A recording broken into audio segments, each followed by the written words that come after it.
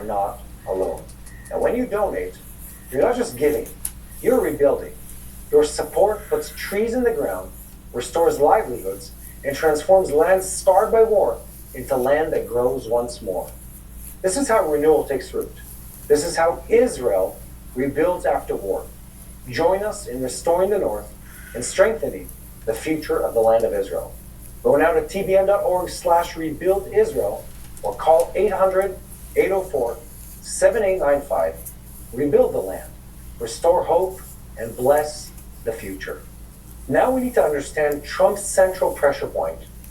It's not only the strike, it's also the possibility of not striking and continuing to choke Iran slowly, day after day, without paying too high an American price. Because while everyone is waiting to see whether the planes will take off, the naval blockade is already working.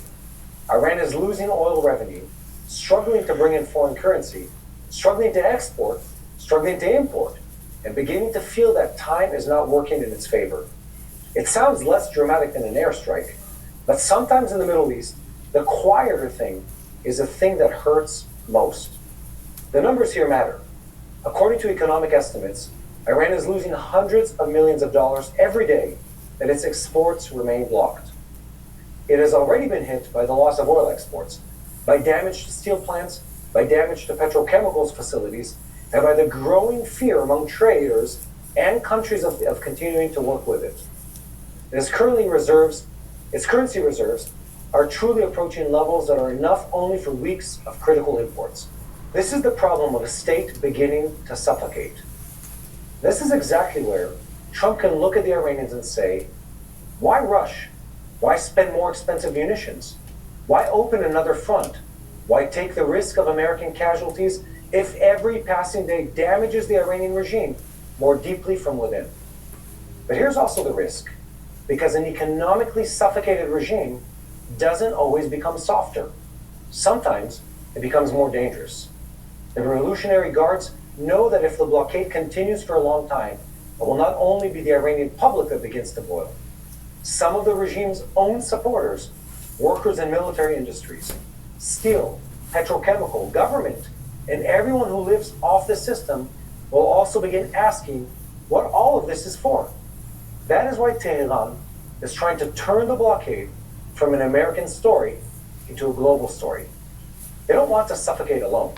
They want China to feel the price, Europe to feel the price, the Gulf states to feel the price.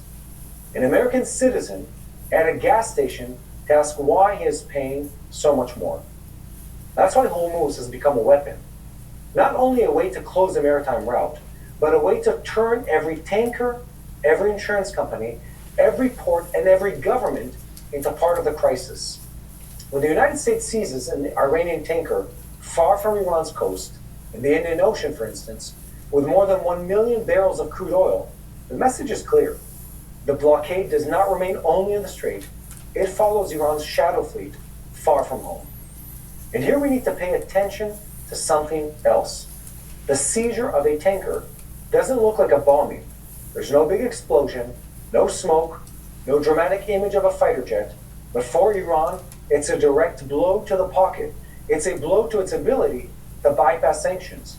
It's a blow to the network of old ships, hidden routes, ship-to-ship transfers, an economy that lives in the gray zone. At the same time, the Emirates understands that it is sitting exactly on the line between diplomacy and war. On the one hand, Abu Dhabi, Riyadh, and Doha asked Trump to stop the strike and give talks another chance.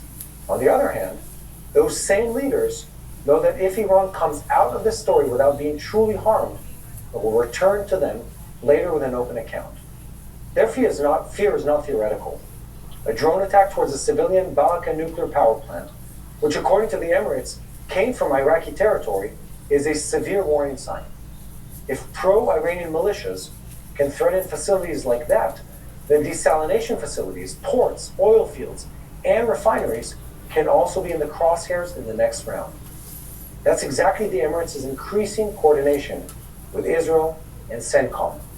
Not necessarily in order to run towards war, but in order to not be caught unprepared if war comes their way. Air defense, intelligence, maritime coordination, and the ability to detect launches early from Iraq, Yemen, or Iran. All of these are now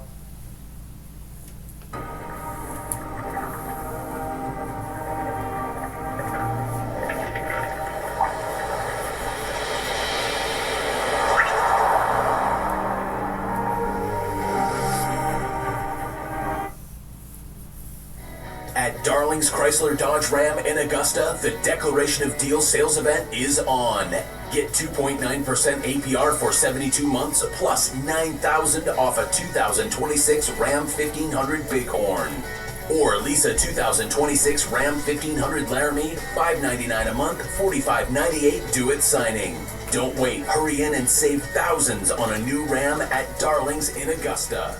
You'll do better at Darling's. Susan Collins' charade is over.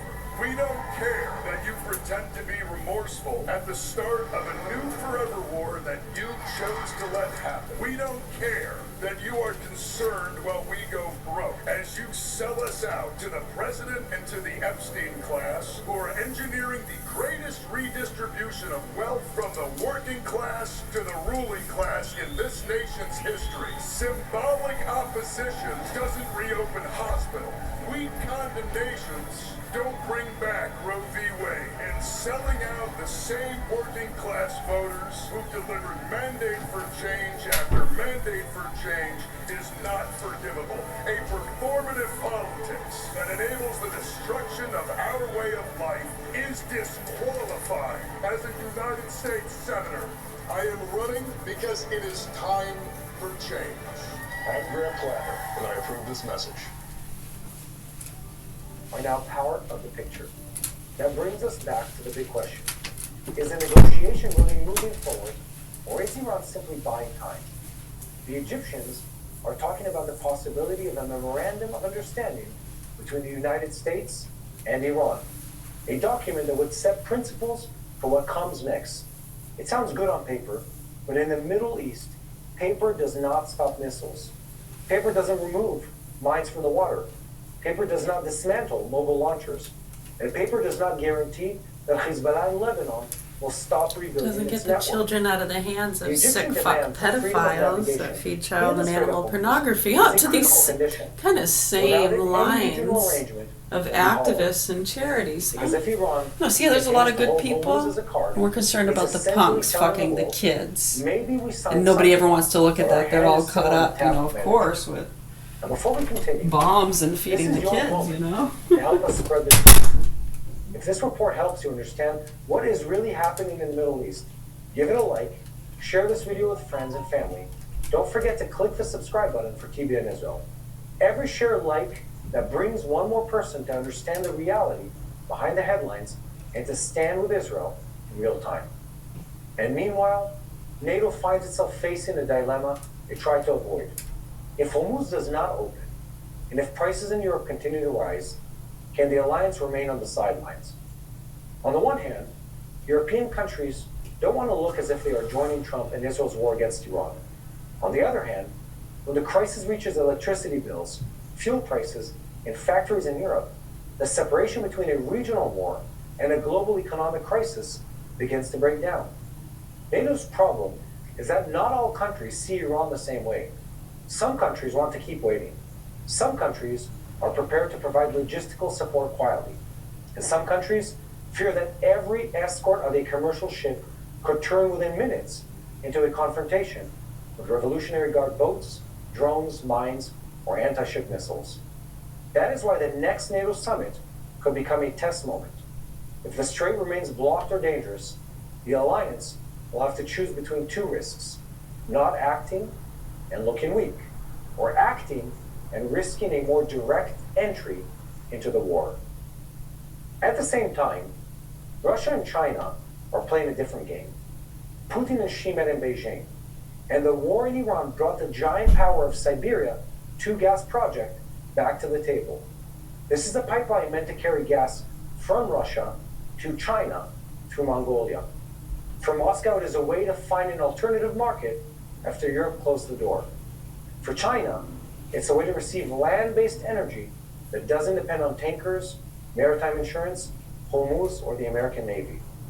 But China's not rushing. It knows Russia needs to deal more than it does. It's pressing on the price, checking the alternatives, and looking at Middle East not only through ideology, through supply. If Hormuz is burning, a land pipeline from Russia suddenly looks much more interesting. At the same time, Trump says Xi promised him that China will not arm Iran. That's an important statement, but not everyone in Washington is calm. Because even if China is not sending weapons directly, and even if Russia is not sending soldiers, knowledge, intelligence, spare parts, bypass systems, and economic assistance can be enough to keep Tehran on its feet just a little longer. And inside Iran, the regime is trying to show that it has not broken. The Revolutionary Guards are threatening that if the strikes return, the war will expand beyond the borders of the region. They say they have not used all their capabilities. They threaten to strike places the enemies do not expect. This is not only a military threat, it's also an internal performance. They need to show the Iranian people that the regime is still strong. But the fact that they are teaching civilians to use rifles in central Tehran tells another story. A regime that is confident in itself doesn't need to know civilians with Kalashnikovs in the streets and tell them to prepare for an American invasion. This is an attempt to create unity by force, to turn fear into patriotism, and to remind every citizen that the war is not over, even if there are currently no explosions above their heads. In Israel, all of this is being watched with the understanding that a decision will not come through one sentence from Trump or one statement from Tehran. It will come through a combination of economic pressure, of military readiness, of diplomatic isolation, and damage to Iran's ability to rebuild itself. If there is a strike, we will not only be only to check a box, we will need to change the balance. Lebanon is also watching every moment. Reports identified with Hezbollah are already trying to describe what an Israeli opening blow would look like if the war with Iran resumes. Assassinations, strikes against energy infrastructure, attacks on military industries, and possibly special operations against sensitive targets. This must be taken carefully because it is also part of psychological warfare. But the very fact that Hezbollah speaks this way shows that it understands the Lebanese arena is not disconnected from Iran. That's exactly the point. If Iran sets the Gulf on fire, Lebanon will not remain quiet. If Hezbollah tries to exploit the moment, Israel will not be able to wait. And if Hamas tries to bring itself back to the center through kidnappings or escalation in Gaza, the South will also re-enter the equation. That's why this moment is so dangerous. This is not only a question of whether Trump will strike or not. This is a question of whether economic pressure will be sufficient to bend Iran before Iran tries to break the pressure through fire. And now before the prayer, we want to move to a special conversation with Benny Sapti. Benny is an Iran researcher, was born in Iran, immigrated to Israel, and knows the regime from inside the language, the culture, the media environment, and the psychology of decision-making in Tehran. After everything we have described now, the blockade, Hormuz, the Emirates, Trump, Russia, and China, the important question is how all of this looks from inside Tehran's mind. So now we go to the interview with Benny Sapti. Right after that, we'll be back. Pray for the people of Israel. Okay, Benny, let's dive straight into it. I think the topic that I'm most interested in, maybe our viewers are also most interested to understand, is what is really happening inside Iran. What's happening with the regime? Is there actually a leader in Iran that's leading, or is there a lot of internal fighting in Iran right now? Thank you for having me here, and thank you for this important question, because things are not as they are shown in TV shows or news from inside Iran towards the rest of the world. The Iranian regime today is not so stable, not just because of the war or the coming war, but because of their behavior. These generals that took over the regime, they are much more fanatic, much more radical from the last leader, Khamenei, the father, and also his son that took the leadership. He is a friend of IRGC generals. he doesn't care about the needs of the people. Of course, not caring about any kind of good relationship with the world, maybe just with China or Russia or other not so positive countries, and not so democratic, of course, countries. So they are bringing this regime to a kind of an end by themselves. They are not making the people satisfied. The prices are going higher and higher every day. The situation inside Iran around the issues of security, even the thieves and stealing from houses that they were hurt in the war. This is a phenomenon that is going on from the war, and it's not because of US or Israel. It's because of their kind of behaving. They don't care about the people. They don't care about their needs. There is no water again in Iran, or not so much food. Iran is an importer country. They import anything. They just have only oil to sell and buy anything from outside. Even saffron is not Iranian anymore. So if they don't care about the people and they neglect them, they can be brought down in a very few, maybe a few months or maybe not more than a year, because they think only about themselves, becoming stronger and stronger in military aspects, and doesn't care about the 90 million people. It's not a good thing to do as a regime. So what are you saying, Benny? You're saying that regardless of what the U.S. does, regardless of what Trump tweets tomorrow morning, one way or another, the Iranian regime is already doomed? Is that what you're saying? Of course, the first war against the Iran regime in June, and the second one, it pushed them towards that place of falling. You know, for example, there was a secret poll inside Iran by the regime in October or November after the first war by Israel and US against Iran. Of course, we pushed them to that place, but the regime itself pushed itself to that place.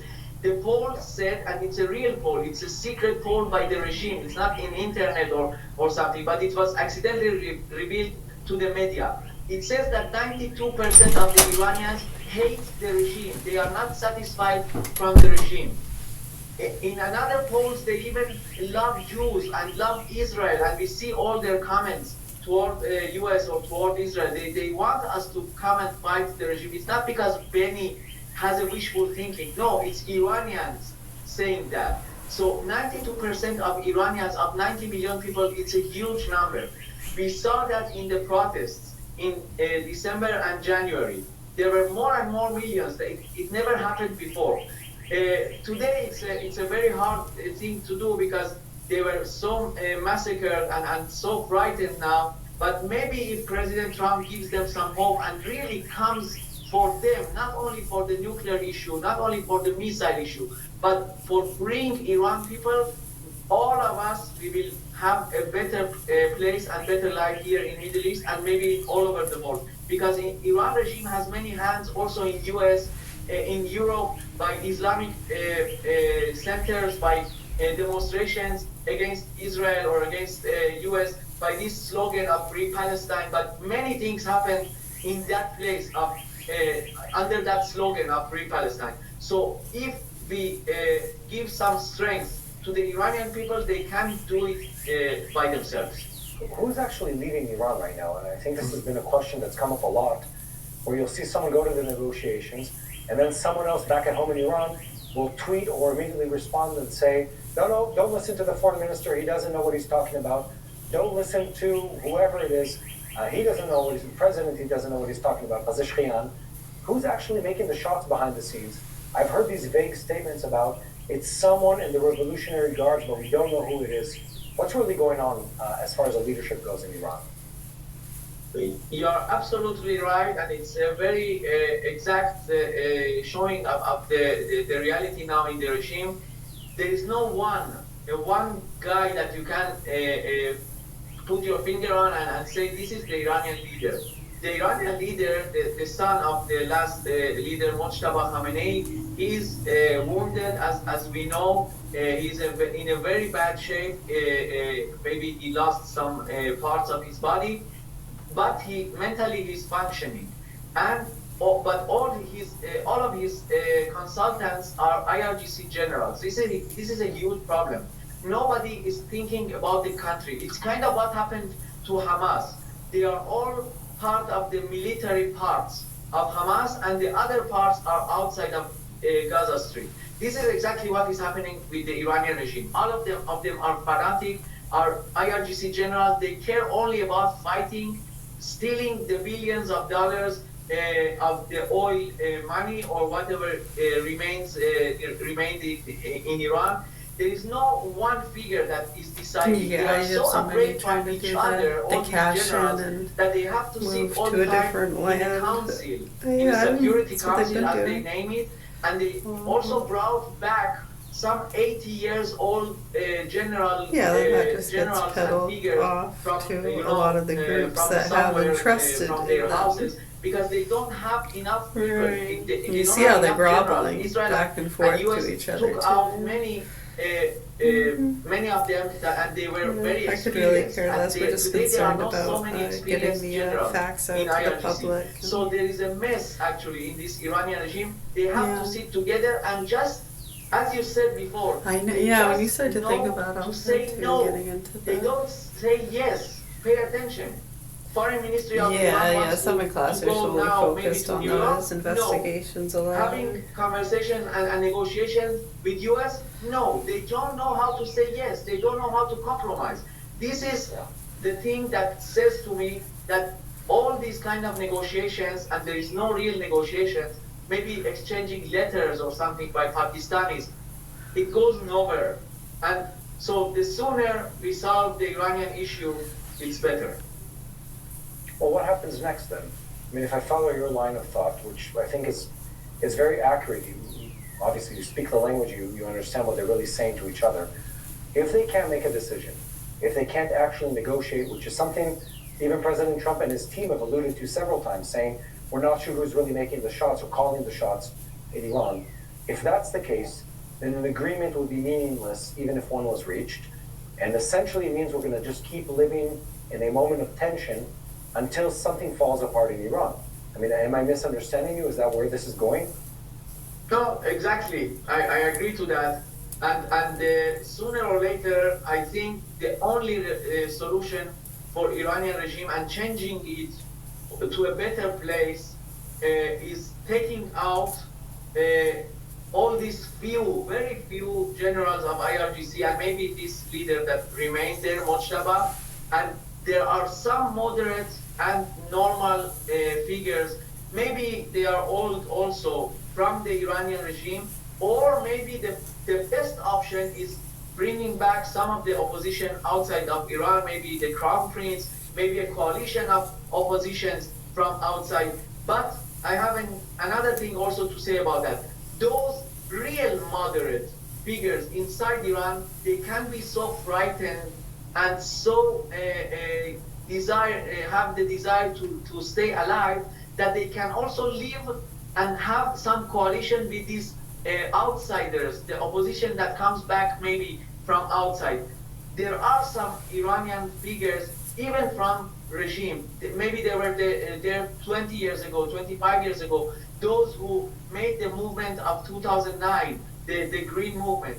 They also don't want this regime as it is today, or maybe as it was in these last 5 years, because this fanatic regime didn't came out in one night, only when Khamenei the father was gone. No, it was there for 6-7 years. You have to re-educate, to bring people to be to that place. So they were in that place, in that fanatic and radical place. They had their hubris, especially after October 7th. They had this dream that they thought that it's coming to be truth.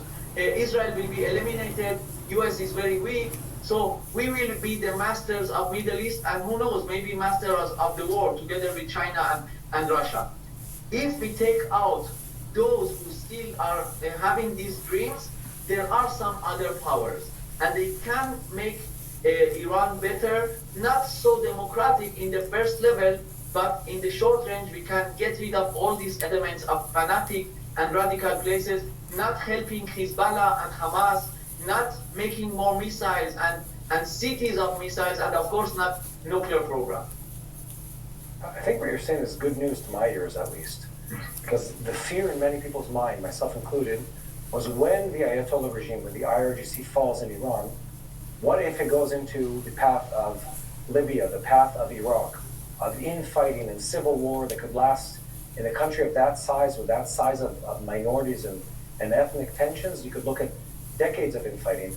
You're saying there's enough of an internal and external opposition or stability in the structures that they would be able to rebuild in the day after, as in we'd see an initial collapse and then someone would be still strong enough within the regime to gather up a coalition, other forces, and form some kind of government that would be, let's call it an interim solution until whatever formalizes later on. Is that what you're saying? Yes, I think those who make us afraid of revealing Iran and make it free, those are maybe they have some cooperation with the regime. They don't want this regime to be gone. So they write about these clashes inside Iran and fights of minorities. But no, Iranian minorities don't want to get rid of Iran. They want to be part of Iran. The Kurds, the Baluchis, they don't want to fight each other also. They have some autonomic and ethnic demands, like learning their languages or writing by their letters, or very small thing, It's not about bringing Iran down as a country. They want it united.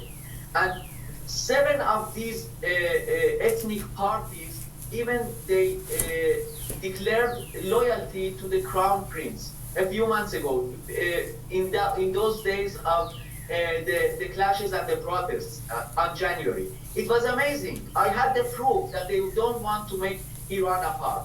So if we have just some hope to bring to them, and of course declare to them that we also don't want Iran to be apart, so we can help them with that, bringing the normal opposition from outside or turning to the normal moderate people inside Iran. I'm not dreaming, I can compromise about some things, but not about the existence of Israel or making missile programs so bad that they can hurt also Europe or even USA. This regime has this dream. They have that plan. Well, when you think about what they've been doing here and what's happening, missiles to hit New York. Trying to put a gun I want or an explosive or anything into the hands to US or even of those who don't understand that are radical. The ethnic groups are Right. with us in that place. Well, why would and they do that? there won't When be you think of any the fights activist inside Iran. So groups we've been we can make talking it about, better. the lines of operation, I have a question the for you. charities and the Let's say fundraising, President and how Trump they or do someone the from same his thing war cabinet was here watching this. when What would your businesses or recommendation crimes, for whether them it's be? a small Because the way they individual present community things, the way the business, conversation and has how been they going, spike It's very things. black and white.